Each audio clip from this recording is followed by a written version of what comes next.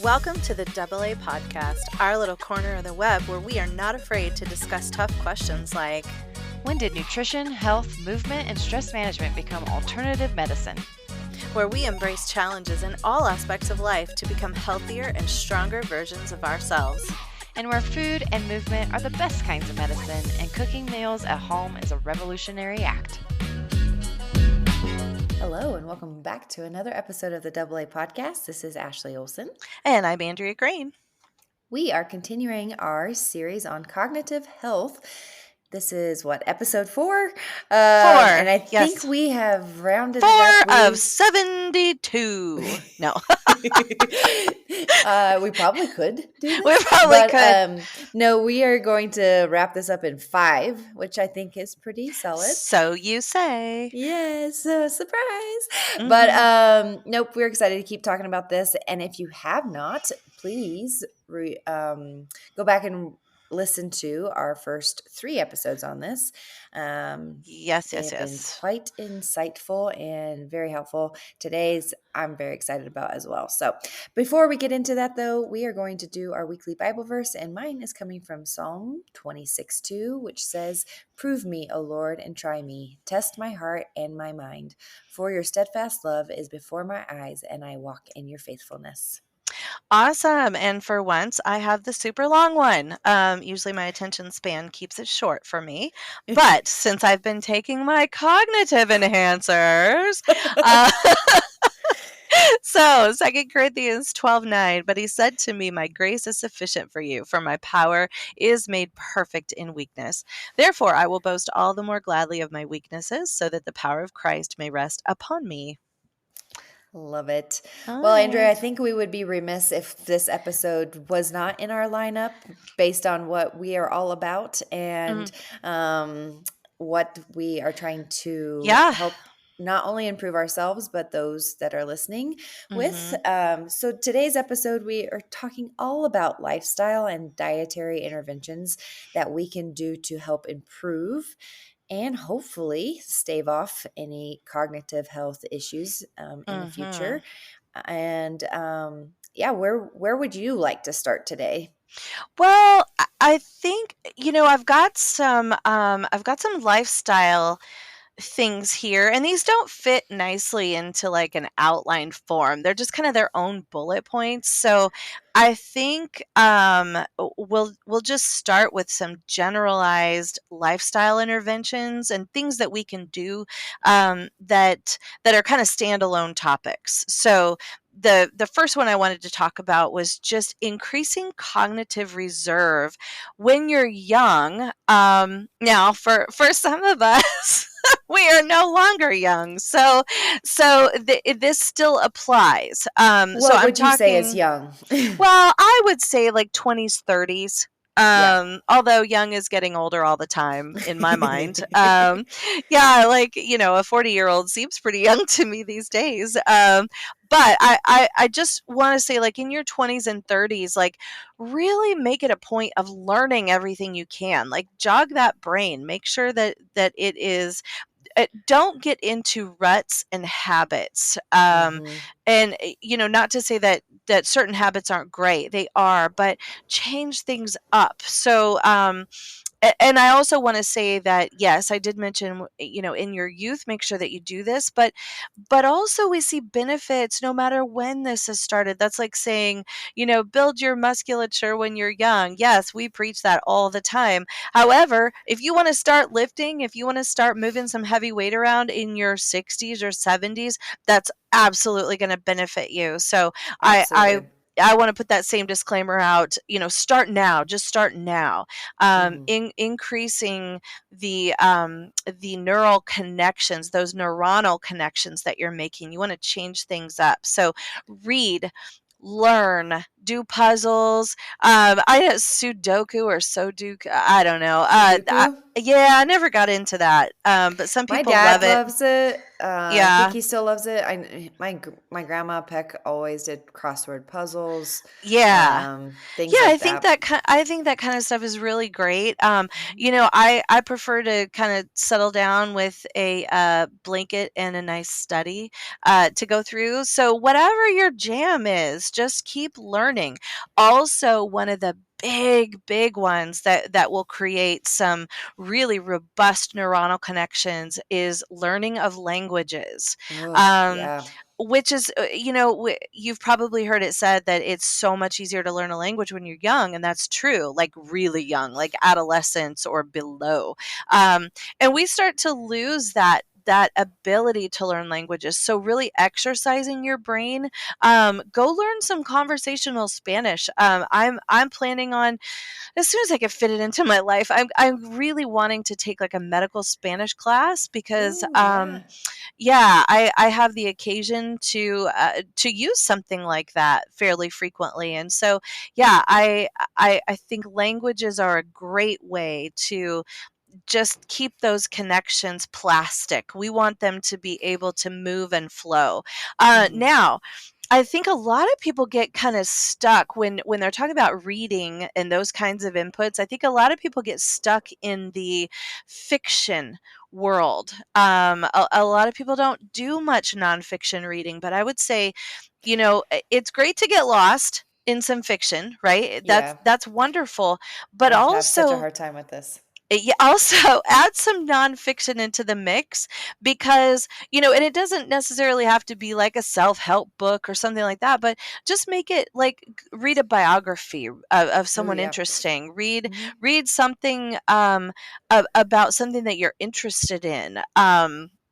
I have a very keen interest in eschatology, kind of the end times, fringy church topics. I love that stuff. So I'll pick up a book like that frequently and just kind of get lost in it. But that nonfiction muscle, you want to exercise that because you can actually incorporate that stuff into your brain, whereas a fictional story is kind of, it's in there, you think about it for the time that you're reading, and then it's kinda gone, and it doesn't have a lot of application to your life, right?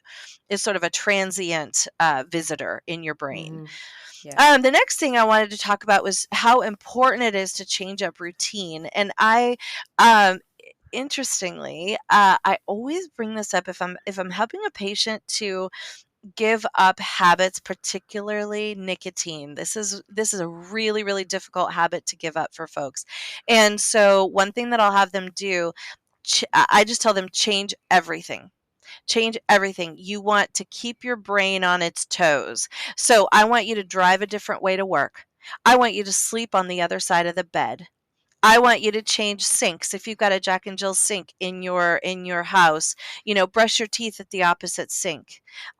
Start writing your name with your opposite hand. If you're right-handed, write it with your left hand. Yeah. Fun fact, I used to wanna be a lefty, and so I Oh, would of course you practice did. all the time with my left hand, and I got pretty proficient at That's amazing. I love that. I did not know that about you. Um, so yeah, just change things up as much as you can. Change up your morning routine. Like, if you're used to drinking your coffee a certain way, try taking it another way.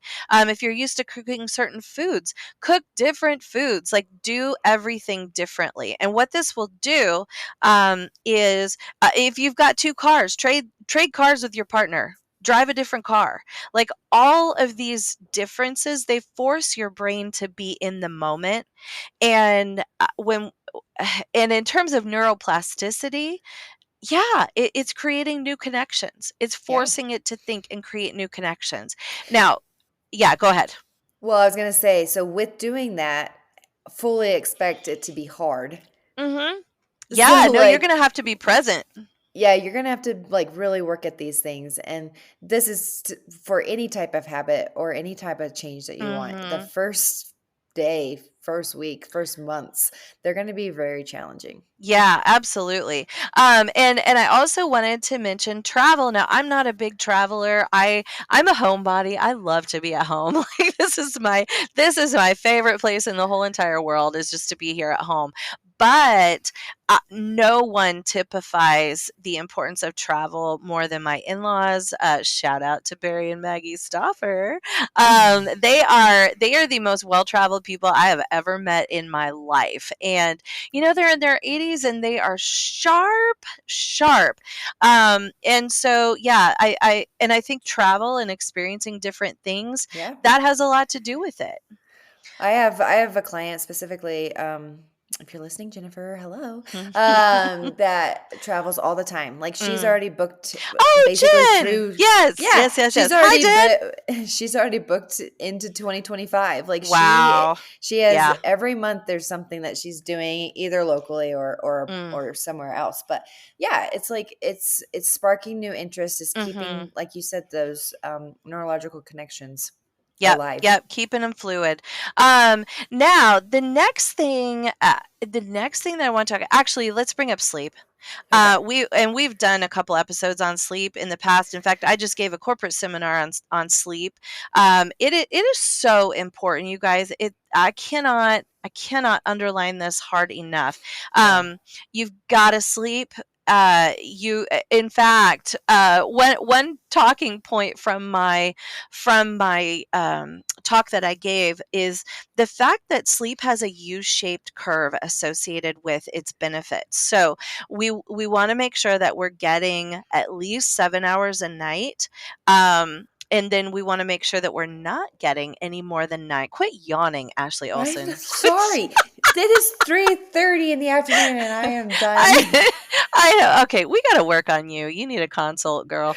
Um, all right. So yeah, there's a U-shaped curve, and so if you are regularly spending longer than 9 hours a night in bed, and now I'm talking averages here, but if you're averaging more than 9 hours in bed per night, then you are actually causing it is to your detriment. So that is also related to all-cause mortality, to dementia, to all of these things that we're trying to avoid. But you do want to get quality sleep. So, Yeah. and then the last thing under this kind of lifestyle header is, and this will be peppered throughout because we can't get away from it, and it's just the scourge of inflammation.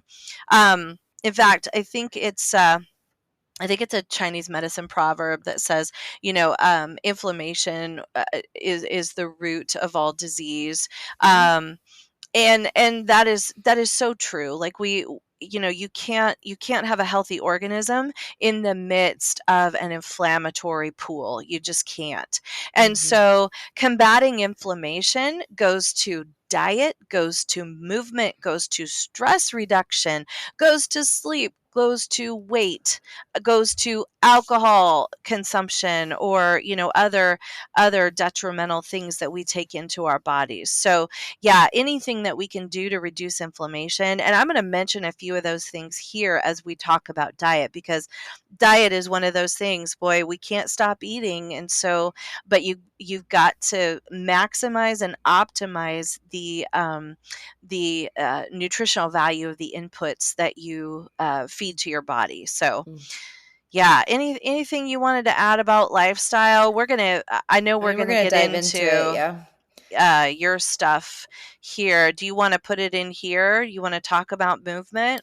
Sure. I mean, movement, been some really crazy um, studies out there, but movement in and of itself, exercise, resistance training, Mm-hmm. has shown significant reduction of these cognitive issues, for example, like Alzheimer's disease Mm-hmm. and dementia.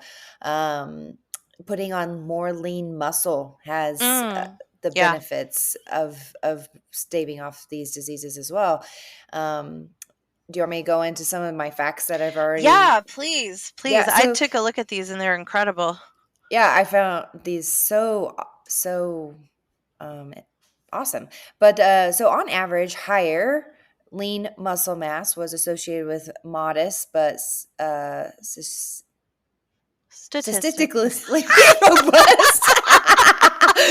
I was like, wait a minute, I know that word. Reduction in Alzheimer's disease. Oh my gosh. My Oh, hooked on that's funny. phonics failed me right there. Sorry, guys.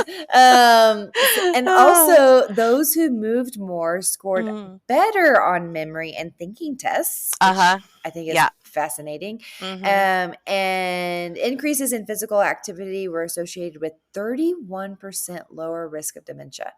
That Yeah, now is that that is is awesome. huge. That is huge. Yes. So, can I speak to a possible mechanism here? So, as we think about this, think about your brain and think about what it requires to live, right? So Mm-hmm. the brain is this mass of mostly fat, right?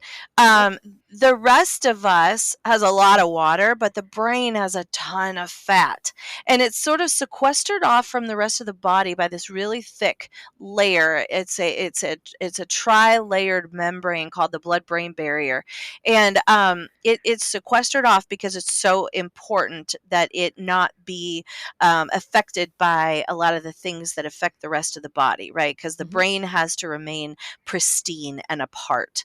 Um, and so think about the brain's requirements, right? So the major requirement is blood flow. You've got to have blood flow to the brain. So what's the blood bringing to the brain? Oxygen, and it's bringing glucose or ketones, whatever you're running on. Most of us run on glucose. And so the brain only holds seconds worth of oxygen or glucose at any given time. And so you have to have that constant, steady supply of blood to the brain that's bringing these things that it needs. Now, if we talk about exercise and what that does physiologically, it improves cardiovascular health, right? Yeah. And, That's what I was going and to get to. Is like that's yeah. why some amount of cardio is good for us. Yeah, I know, as as much as we rail against it. Yep. Yeah, but yeah, that's no joke. You improve cardiovascular health, you automatically improve brain health, and we'll talk Yep. about that just a little bit more later on. But yeah, that's an incredible association that you found. So there was one study that I found really fascinating. So it was 160 sedentary older people with Mhm. mild cognitive impairment were assigned to take part of several options. So one of the options was to do aerobic activity three Uh-huh. times a week for 45 minutes per session, Okay. or they could do the DASH diet, Oh, dietary sure. approaches to stop hypertension, Mhm. or they could combine aerobic exercise with the DASH diet, Okay. or So for receive those health of you that, education. if you don't know, DASH is a very well studied dietary intervention, and it's a low, basically it's a super low sodium diet. Now, of course, they also emphasize fresh fruits and veggies and things like that. But the bottom line on DASH is that it's a pretty low sodium dietary intervention. Yeah. Okay. So these are 160 sedentary older Mhm. people. So Mhm. these people have been sedentary for who knows how many years, right? Mhm. So during the 6-month study, those who followed the DASH diet alone did not improve on assessments of executive function. Hmm. So like planning, problem solving, multitasking. Ah. Um, and then those who exercised showed improvements in thinking and memory. And those who Mhm. combined exercise with the DASH diet improved even more. Okay. So, diet, exercise combined Uh-huh. have greater significance on our mental health. Yeah, and what I think is really interesting here is that the ones who exercise but didn't do anything else improve Still, thinking and memory. Yeah, so yeah, the they so the still improved. dietary input was Yes. was nothing, right? If you just did diet alone, Yep. but if you exercised alone, then you improved. That's really cool. Yeah. So I found that really fascinating. Okay, yeah. Yeah, anything else you wanted to talk about there? Well, you think about it too, not only for the blood flow in the body, Mhm. right? But Mhm. you always laugh. Well, I always laugh, and my clients get a good laugh too after the fact. But whenever I show a new exercise to them, for Uh-huh. example, the one that always gets people are the Arnold presses. It's like, Oh, yeah. But what am I doing with my hands, basically? yes. And it's like Yes. that alone Yeah. is cognitive ability to think through Yep. the process and Yes. multitask. And Yes. so, just the sake of going through a movement, you have to think about the Mhm. process. You have to think about the muscles that you're working. You have to think about, like, okay, if I'm going to do a deadlift, I'm not just picking something up. I'm engaging my lats. I'm engaging my core. I'm engaging my glutes. Like, you're going down the line of Yeah. things that you're having to work and be cognizant of, Uh-huh. so to prevent injury, right? So Yeah. that alone helps the brain think. And as you Mhm. get more proficient and you're more comfortable with resistance training or exercises, those things become so second nature that you don't have to think Right. of them as hard. But there's always movements that Oh you can gosh, what challenge your about those body. crazy Turkish get-ups? Oh my gosh, yeah. That would be a fantastic cognitive. If you guys, okay, first of all, if you guys don't know what an Arnold press is, look it up. And it's got several motions to it. And yeah, it would be a great one to mimic. Just grab a couple cans of peaches and go to town. Um, Yeah. and then look up a Turkish get up. I Yeah. think it took me 6 months to finally figure out how to do that. It Yeah. took a while. It took a It while. always takes me a second when I go down the floor. I'm Mhm. like, wait, which leg goes I bent? Which know, one do I I go up? know, I So, know. It's a really complex movement pattern. So yeah, and dancing, like oh my gosh, people who yes. dance, who do tap dancing. How about the people who do square dancing? Like that I- Yes. we used to have like quite a robust square dancing community in Kansas where I grew so I know that's going to come as a shock to you people that I grew up in Kansas, but yeah, it that keeps you really sharp. There's a collar that changes up the motions, and yeah, I imagine that would be very brain protective. So Absolutely. let's. You ready to get into diet here? Yeah, let's do it. I think Okay. more people are excited about that than telling them to go exercise. Go move. Oh my gosh. Yeah, I know. Uh, We're pretty one trick ponies around here. yeah. Um, move more, eat better. Yeah, so Yeah. sugar. Let's talk about sugar. So Let's talk sugar about sugar. whew, sugar really has very little nutritive benefit, right? Like all sugar is it's basically just calories, right? Like it contributes to the glucose pool. And certainly if you're like, gosh, if you're out doing some aerobic activity and you reach the end of your glucose and glycogen reserves and you bonk, right? You hit the wall. You eat some glucose, you eat some sugar, you eat some, gummy bears, and your whole world changes within about 2 minutes. Like it's a whole new day. But other than that, like it it really doesn't have much of a place in our Day current to day. diets. Yeah. Yeah. Yeah. Yeah, there's really shouldn't be a big place for it. Now, I understand there is pleasure involved in eating, and I would never want to take that away from people. I love to eat. I love food. I love to be adventurous with food. I Yeah. love to cook, and all of that stuff, and to try new things, and certainly desserts and sweet things figure into that as well.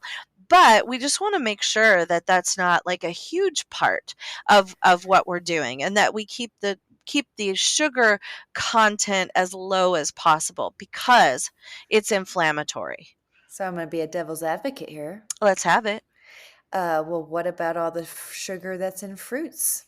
Well, Ashley Olson, fructose is a little bit of a different animal. So the body responds to fructose a little differently. Now, if I've got people who are on a weight loss journey, who are wanting to lean up and to lose some weight, then I will tell them, or if they're struggling with high blood glucose, right? Mm-hmm. Then I will tell them to stay away from those fruits that really impact insulin, that really that upregulate the beta cells and force them to force the blood sugar to spike quickly, and then force a lot of insulin response. And those fruits are primarily tropical fruits. So I'm talking Mhm. about things like mango, banana, papaya, oranges. Yeah. But when we're looking at things like berries, Yeah. berries are fantastic. They Oh, do have some fructose. They do have fructose. That is fruit sugar, but it's also in this nice warm blanket of fiber, right? Which slows down their absorption and slows the insulin response. So yeah, fruit is a wonderful way to sweeten things. I like for people to have plain yogurt and then sweeten it with fruit. That's a wonderful way to sweeten things.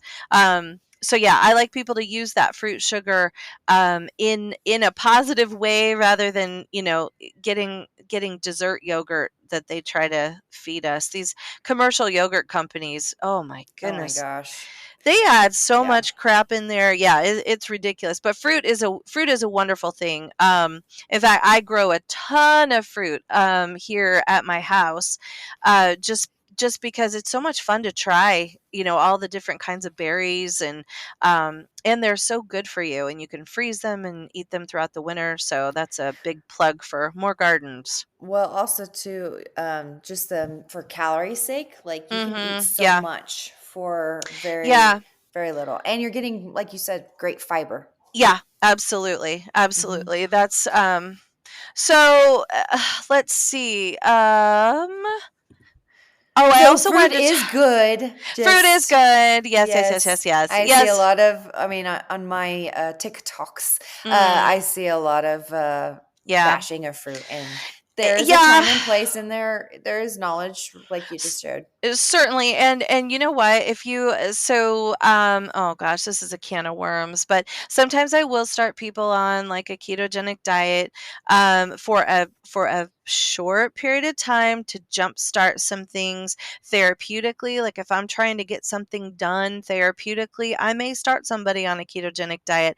Um, Hmm. and part of what you can do is to reset taste buds, right? If they don't think fruit is sweet, if that doesn't appeal to them, then we need a reset of the taste buds.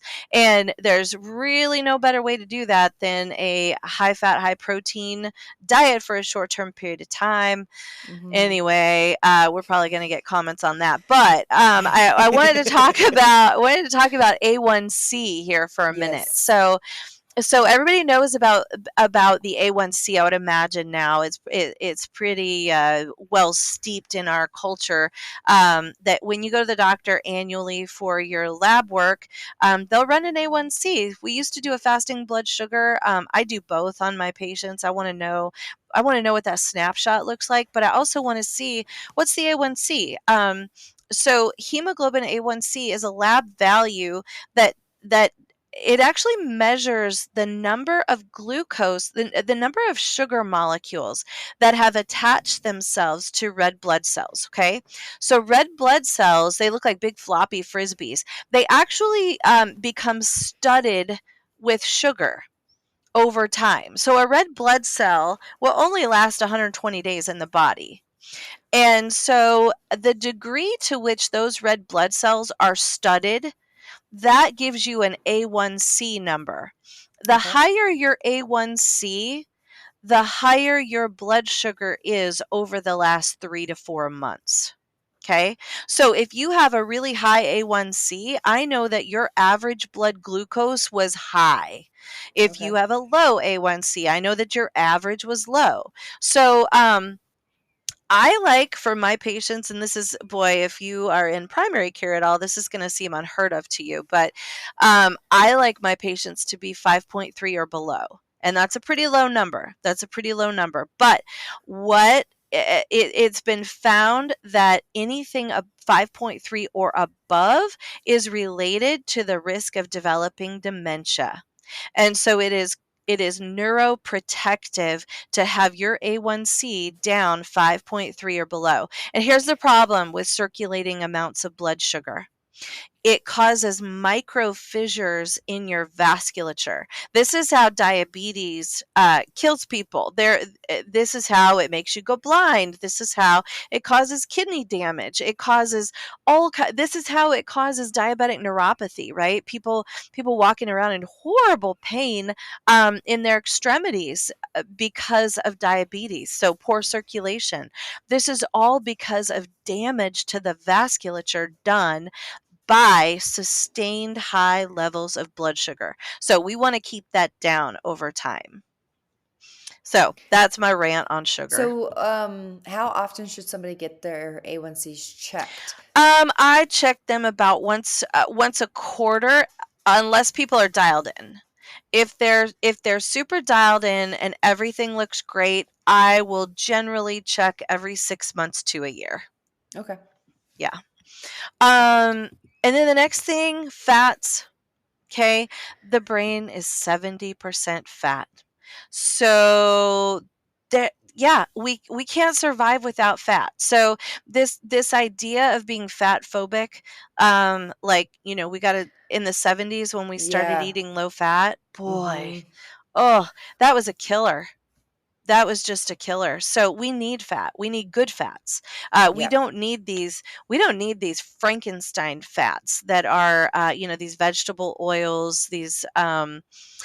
Anyway, yeah, that's a whole nother day to talk about those. We might want to talk about those, Ashley. I think we should. I I think we think we should. Yeah, should. you guys would be absolutely shocked if you knew where some of these products came from.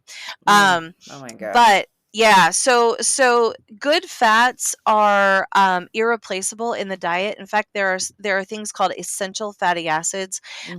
and these are omega 3s and 6s, and omega. So when you're talking about a a um, a chemical structure, the omega just refers to the carbon that these things are attached to. So the omega end. So omega 3 has three. It's a 3 carbon bond fat. Omega 6s are a 6 carbon bond fat. And it just sort of speaks to the length of the fat, of the fatty acid. So omega 3s are highly, highly, highly anti-inflammatory. Omega 6s are inflammatory. However, so you might be thinking, well, I want to avoid all omega 6s, right? Well, omega 6s are in flaxseed, they're in nuts, they're Mhm. in gosh, they're in a lot of things that are really, really great for you. They're in some grains. They're in most grains. I don't eat a lot of grains because I'm gluten free. I think there's not much need for a lot of grain in the diet, but certainly some if that makes you happy. Mhm. Um, but there are omega 6s in there. And so you might be thinking, well, if they're inflammatory, why are we eating these at all? Um, because you do need some level of inflammation. You do. Yeah. You need to be able to launch an inflammatory response, right? Very little of what we talk about is all or nothing. The Yeah. body's just not, we're not created like that. In fact, exercise puts you into Is an inflammatory state. Yep. Yeah, exercise is inflammatory. And so I like to tell people that, exercise is kind of homeopathy. What Mhm. what it does is it trains your body to have that inflamed response, but then come back down so that it Mhm. makes you resilient the next time that stress comes along. You can inflame and then come back down. All right. Mhm. Yep. So, yeah. So omega 3s. Let's talk about that for a minute. And we're going to talk about this more because in our next episode, we'll go into the actual supplements or nootropes that we like to use to kind of give you that limitless brain. But omega 3s are certainly on the list, and a lot of people need to supplement those. So omega 3s, uh, she is so naughty. That okay, Ashley's pup is just she is a super naughty dog, but she's so cute. Um okay, yeah, she is our official podcast sponsor today. Raven.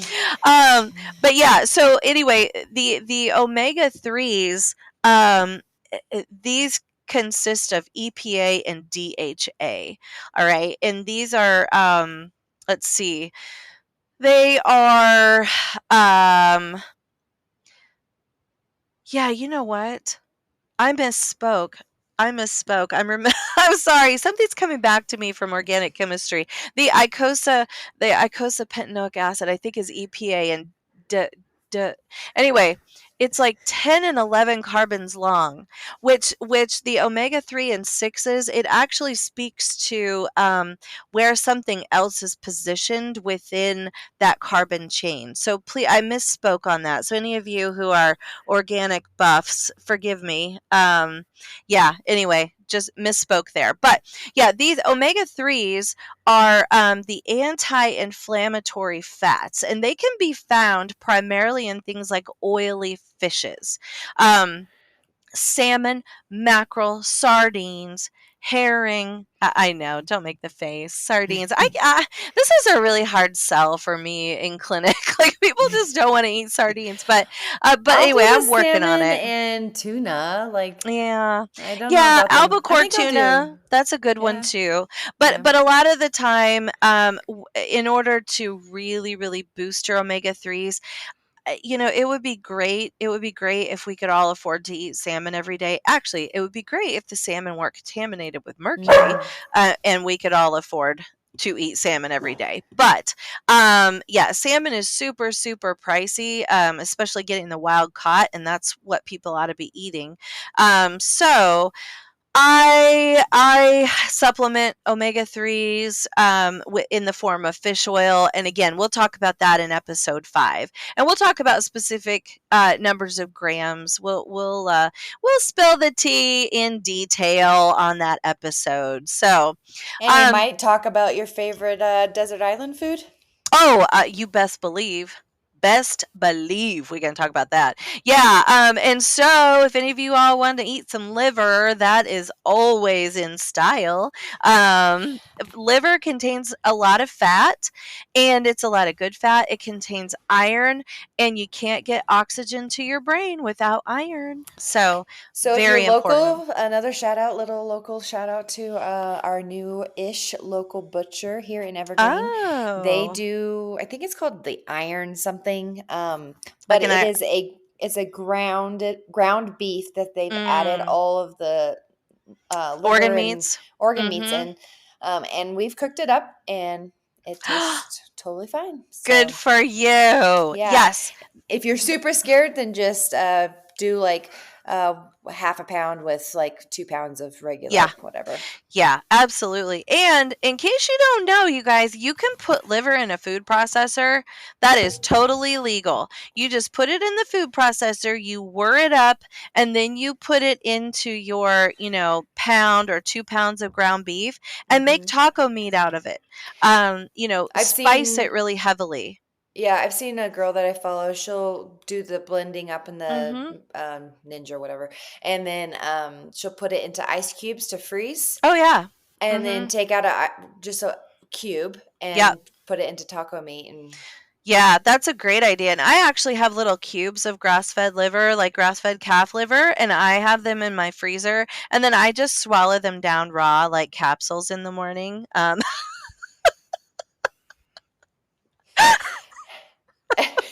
if you guys can Your see my face! face. Oh, okay. It's so good. I know.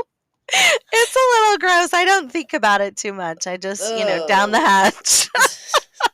So, if you would Oh, like yeah. to do that, you are more I than know. welcome. But if Come you'd like to be stay a at my if you'd like a normal Oh my gosh. method, then cook it in your ground beef. Nobody wants to bed and breakfast at my house.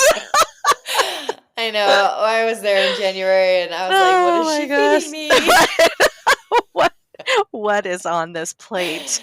Oh my Yeah. gosh! Okay. Yeah, So anyway, you don't have to there do are that. other methods, people. Right? Yes. You don't have to do that. So let's see. The next nutrient that I want to talk about that is so critical is choline. So, maybe you have heard of acetylcholine. So, we talked about anticholinergic medications. Remember when we talked about those drugs that rob you of your cognition? So we talked about things like Benadryl, we talked about the antihistamines, we talked about all the Sleep drugs. aids. Yes, all of those are anticholinergic. So they are anticholine. This is referring to acetylcholine. So the body takes choline as a raw byproduct and it makes acetylcholine out of it. Acetylcholine it could potentially be the most ubiquitous neurotransmitter in the whole body. Like it's used for everything. There are cholinergic receptors all over the body and tons in the brain. So it's absolutely critical. Now, the best, hands down, the best source for choline is egg yolk. That is it. So make sure to eat those yolks, folks. Eat the yolks. Eat your yolks. Yes. You gotta eat the So egg yolks. say somebody has been on Benadryl or some of these, Mm-hmm. so they're anticholine, you said? Inhibitors? Anticholinergic drugs. Yeah. Okay. Anticholinergics. Say they've taken them for several years and they're like, oh crap, they're listening to this episode and they're like, oh crap, I will stop those right now. Is there Uh-huh. anything that you can do to basically repair, or is there a repair process, or can you increase Yeah. things? Yeah, honestly, it's all of the things that we've talked about. Okay. Just improve. Just you want to reduce inflammation as much as you possibly can. You want to exercise that brain. You want to provide omega-3 fats so that the body can take those and incorporate them into the cellular membranes of the brain tissue. Okay. Um, yeah, all of the things that we've talked about will help to rehab, keep your sugar low, keep your inflammatory burden low, all of those things. And in fact, the next part of the diet that we're going to talk about will also help with that. So the next thing we're going to get into is the microbiome. Mm. This should So be an episode in and of itself. it definitely should be. We should I think we do this every episode. I I think we're know. like hey, we should talk about that. Anyway, yeah, the microbiome, this is basically the whole community of biota that you have living in your gut. So we're talking bacteria, fungus, virus. Primarily, though, we're talking about bacteria because even though there's been some recent study on the virome, yes, the virome is getting some play now. This is the viral milieu that exists within us. But there is far, far, far, far, far more research and more study done on the bacterial microbiome. So these are the critters, the trillions and trillions of little buggies that exist primarily in the colon, but certainly up through the small intestine. The small intestine is not sterile. We used to preach that, but it is not. It needs to have far less bacteria than the large intestine, but it is not sterile. So those bugs they secrete things like short chain fatty acids. This is like butyrate, acetate, propionate. Those three short chain fatty acids all signal throughout the body. They even can go to the brain and signal to the brain. So we need to keep your microbiome healthy. And one of the ways that you do that is to feed up beneficial populations, right? So we certainly have some bacteria in our guts that are not beneficial to us. They are absolutely living there. Shouldn't we eradicate them? No, because if you eradicate them, then you run the risk of also eradicating good populations. So the real trick is to just feed up beneficial populations and don't feed the pathogenic bacteria to excess. All right. So things like sugar, things like inflammatory fats, you don't want to feed those particular bacteria Yeah. because they will also make you crave more. So Yes. that's something that people don't often know is Mhm. you've literally got bacteria driving some of your cravings. So yeah, we want to feed up good populations with prebiotic fibers. So one of the things that I do, instead of, so I am a coffee fiend. I've got my little coffee bar, but then I also have like a little water bar. So I almost never drink naked water. Yeah, because I I just don't don't like either. it. I don't So either. yeah, I also use my water as an excuse to get a lot of great things in. So I have my little water bar set up, and at any given time, I probably have 3 separate canisters of prebiotic fiber, all Yep. different. So things like inulin, things like I've got modified fruit pectin, pectisol, which is outrageously expensive. I don't really recommend anybody buy this, but I'm like, you've never told me about I this. well, it's crazy. It's crazy. I don't really recommend it. I got it on a big sale and I bought a bunch of it. So I'm kind of working my way through. I won't probably buy it again. It's great, don't get me wrong. It's a great prebiotic fiber and it's extremely well made. And if you got a lot of disposable income, then absolutely get it. But for the rest of us, I won't be renewing that. But inulin, arabinogalactans, that's like a birch or a larch extract from a tree. Those are really, really great prebiotic fibers. Also, FOS and GOS. This is fructoooligosaccharide and galactooligosaccharides. And these are fantastic prebiotic fibers that have a lot of really beneficial therapeutic effects. And then finally, there's partially hydrolyzed guar gum or PHGG, Mm. which you'll find in formulations called sun fiber, and you can find these little Yes. canisters on Amazon. Now, I do not recommend that people go and get fiber capsules. Okay, Okay. I don't recommend that. It's not cost effective. Oh. It also is a real pain in the butt to take. So if you're having to take like 12 capsules of fiber, then a day, that's really unsustainable. People don't like swallowing that many pills. I know I don't either. So I just whir it up in my water. I put lots of stuff in my water. Oh gosh, I put tons of stuff in my water. We'll talk about more of that later on. Yeah. But yeah, there's always a few canisters going of different kinds of fiber. Something I've gotten comments on with adding these supplemental fibers Mm-hmm. into people's diets is it causes them a bloat effect. Yep. Yep, it will. I always tell people start low, go slow. Oh, if you knew how many scoops of fiber, like it would make you bloat just looking at what I take daily. And I get zero GI effects from it at all, like nothing. Because you've Um, built up to that yep, tolerance. yep. Okay. And so start low, go slow. Start with like a little sprinkling in your water and slowly, slowly build up over time. And yeah, you'll stop bloating. You'll stop. It's super uncomfortable. Bloat is super uncomfortable. So yeah, it will go away. Okay. Um, and so there's also the final thing I wanted to talk about in terms of diet. um, there's also probiotics that you can use.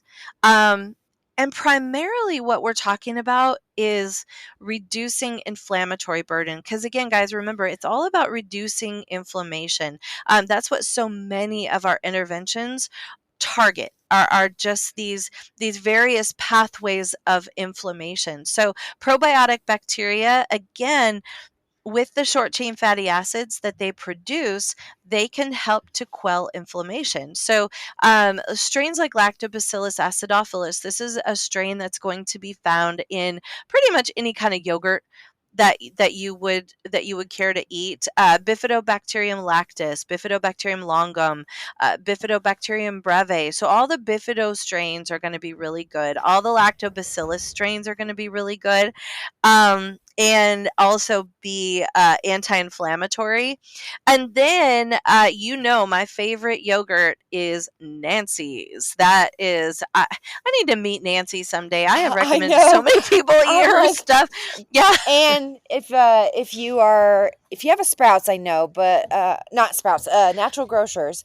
Oh yeah. But if Hmm. you have a grocery store that carries her whole line, like Yeah. she does cottage cheese, Yep. yogurts, cream cheese, I think, and Yeah, there's a cottage Greek yogurt formulation cheese. too.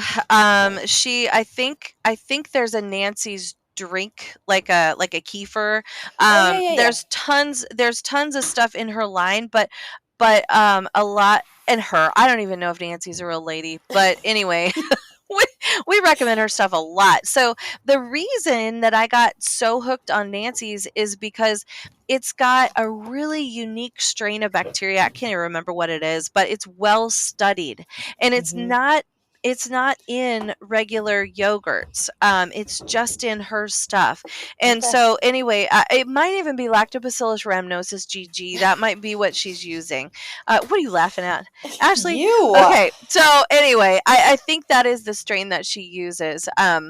But it's a well studied strain. It has tons of therapeutic benefits to it, and but again, keep in mind, you're not seeding your gut. You cannot do that without a fecal transplant. Okay, so we're not creating colonies of bacteria that are going to set up residence by taking these probiotics. But they will have a therapeutic effect in your body. Okay. So anyway, that's the prebiotic fiber, probiotics, and that's kind of what I have to say on diet. So Yeah, that was awesome. And then just a couple more things. Let's see. Oh, I wanted to talk about social interactions. This is so big, especially Yes. post COVID.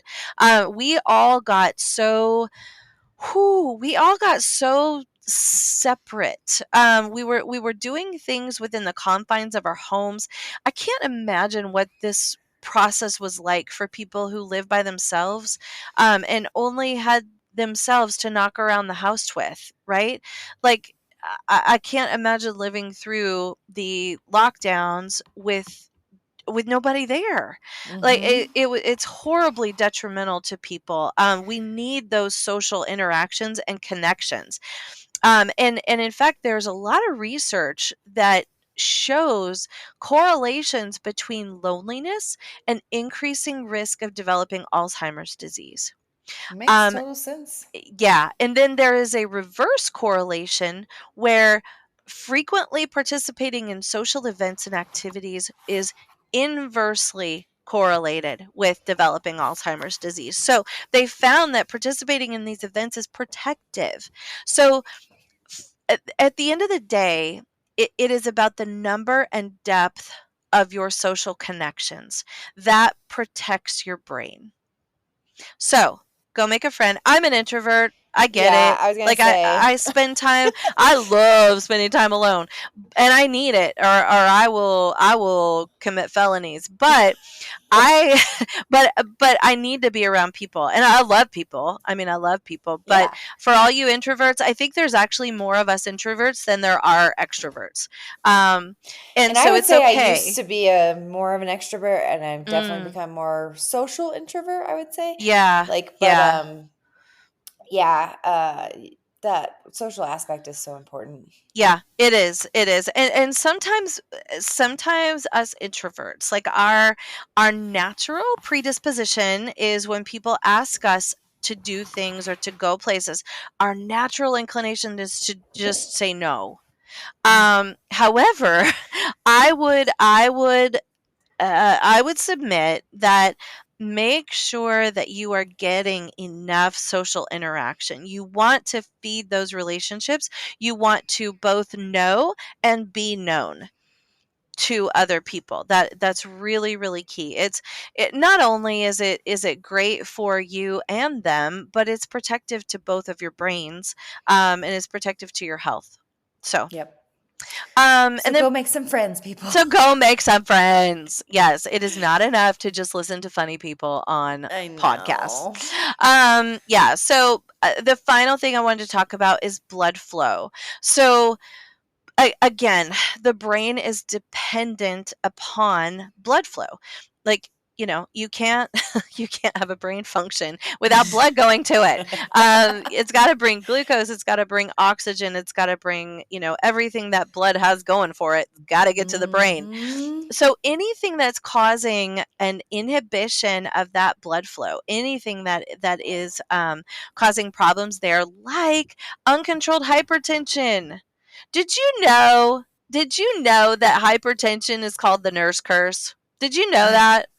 I I heard that from a primary care provider. I thought that was hysterical. And also so super sad because nurses are stressed. Man, we are stressed people. Our job is insanely stressful, especially, oh my goodness, floor nurses. Like, my job is so much less stressful now than it was when I was working in the ER. Like, again, I have to say I Yeah. loved it and I sobbed when I left it, but I'm so, so, so much less stressed now.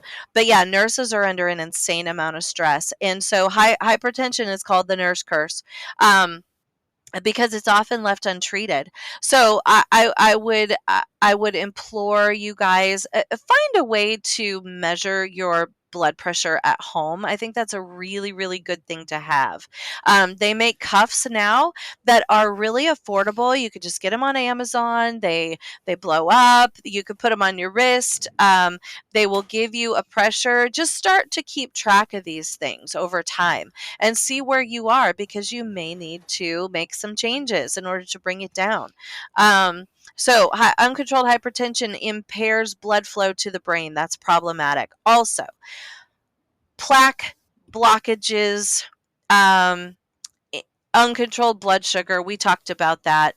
You want to address that. I if my oh gosh, this is a can of worms. But if my patients have elevated cholesterol, again, me not being a cholesterol catastrophist, I don't care if their coronary arteries are clear. I don't care about the cholesterol if the coronary arteries are clear. And so I'll recommend that they go and get what's called a CAC, or a coronary artery calcium test, which is a low dose CT scan. I order these all the time.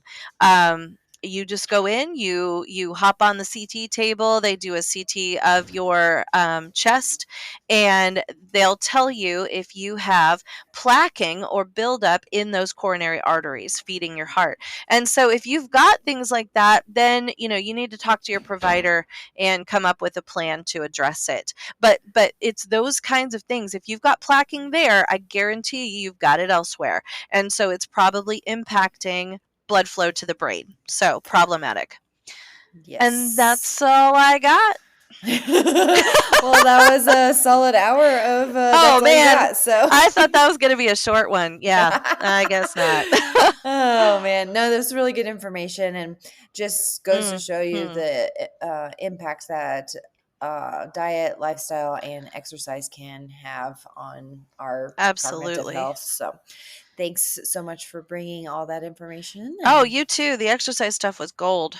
yeah, it's pretty fascinating, and kind of just seals the deal on all the things that we should be doing. So, Mhm.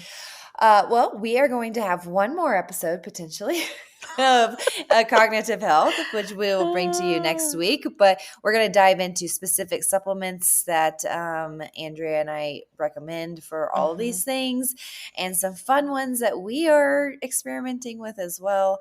But yeah, we will catch you on the next episode. And but always, as always, Always. if you found this episode or any of the other ones that you've listened to insightful, fascinating, educational, whatever, entertaining, please do us a big favor and rate us on whatever platform you are listening on. And then the biggest compliment that we can ever receive is you sharing our episodes with your friends and family. So definitely tag us if you do it on your social medias. We'd love to see Yeah. that. But for now, we will catch you on the next episode. Bye.